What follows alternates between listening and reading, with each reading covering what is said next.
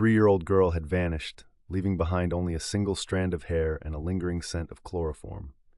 Caylee Anthony was vibrant and full of life. Her laughter could light up a room. Her mother, Caylee Anthony, had described Caylee as a little girl who loved to sing and dance, particularly to her favorite song, "You Are My Sunshine."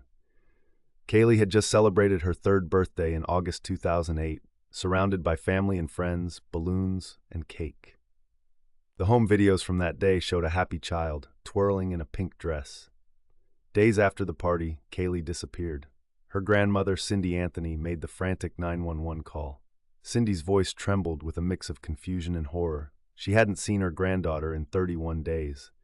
Even more alarming, she'd just discovered Casey's car abandoned, reeking of death. Cindy demanded answers, repeatedly asking Caylee, "Where is Caylee? Why haven't you reported her missing?" Casey's calmness under scrutiny was chilling. She spun a tale about a babysitter, Zenaida Fernandez Gonzalez, who had allegedly kidnapped Caylee, but investigators quickly found cracks in the story.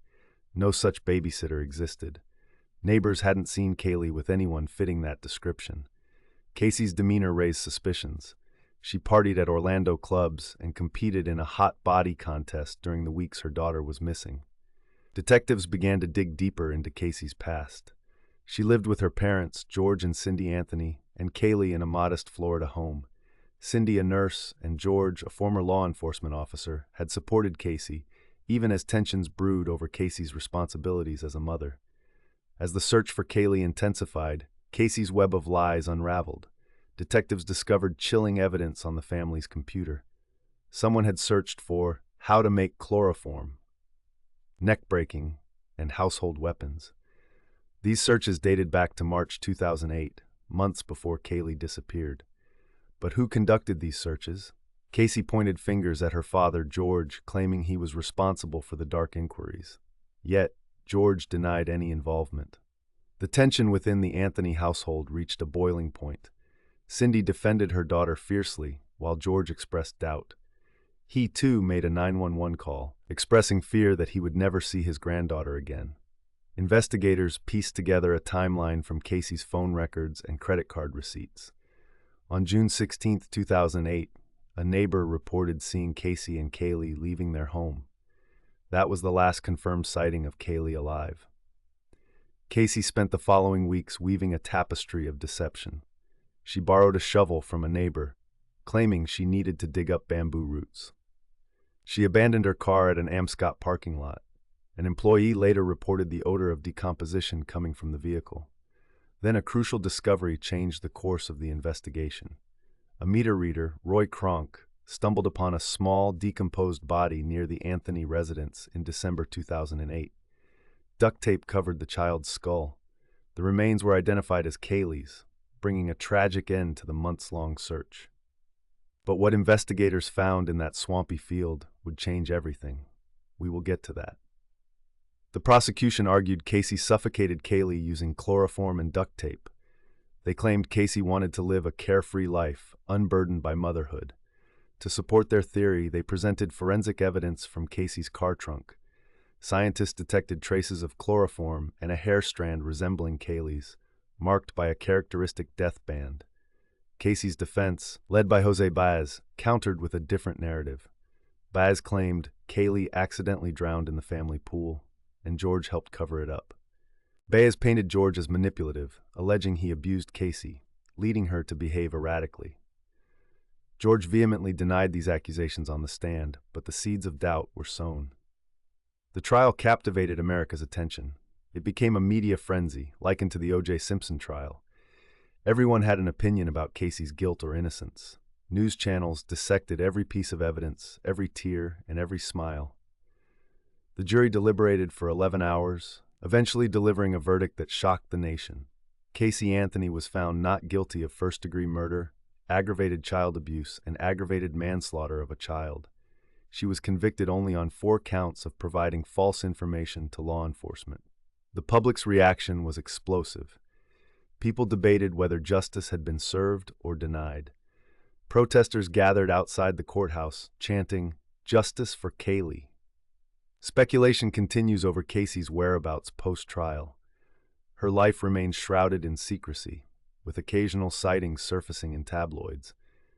The public's fascination with the case endures, driven by the haunting mystery. What really happened to Caylee? And what else did investigators uncover in the heart of Florida's sweltering summer? The truth, as it often is, lay buried deeper than anyone could have imagined. Caylee Anthony's murder investigation unfolded like a dark puzzle, each piece more disturbing than the last. As investigators delved deeper, contradictions emerged, painting a chilling portrait of a family shrouded in secrets. Detectives focused on Caylee Anthony's digital footprint.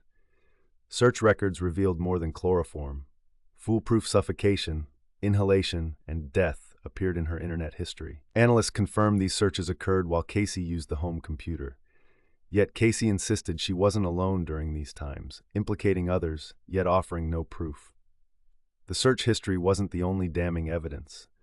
Forensic experts scrutinized Caylee's car trunk. They identified a unique chemical signature consistent with decomposition.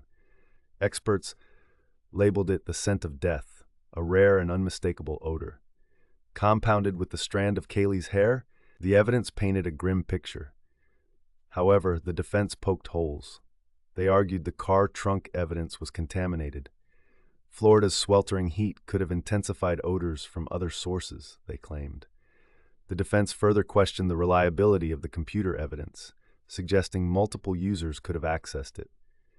Neighbors and friends added layers to the mystery.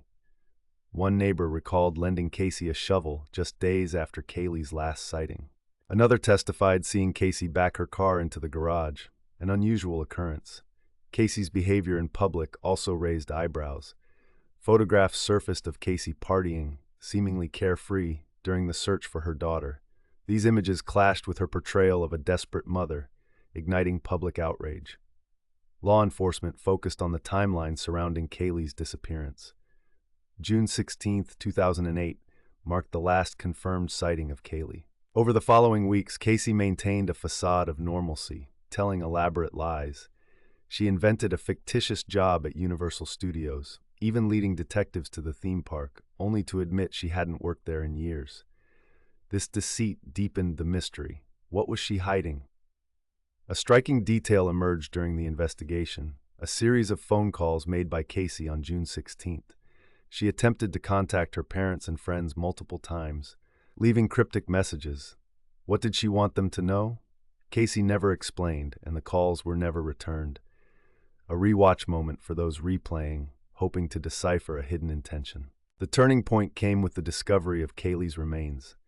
Duct tape across the skull pointed to suffocation, a critical element in the prosecution's case. Yet the defense argued there was no conclusive DNA evidence linking the tape to Caylee.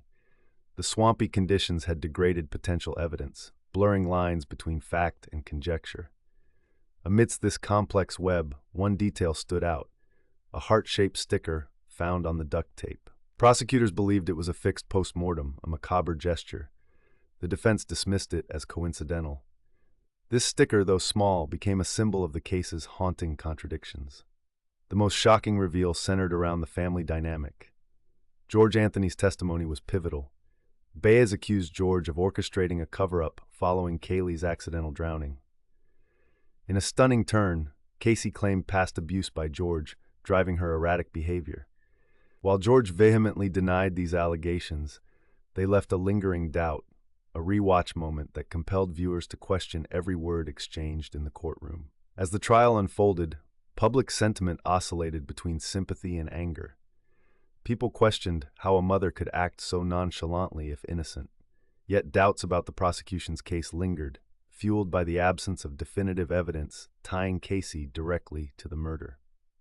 Today, Caylee Anthony lives out of the public eye, her precise whereabouts a closely guarded secret. She occasionally surfaces in tabloid reports, often sparking renewed debate. Her life post-trial remains enigmatic, much like the case itself. The haunting unresolved question lingers.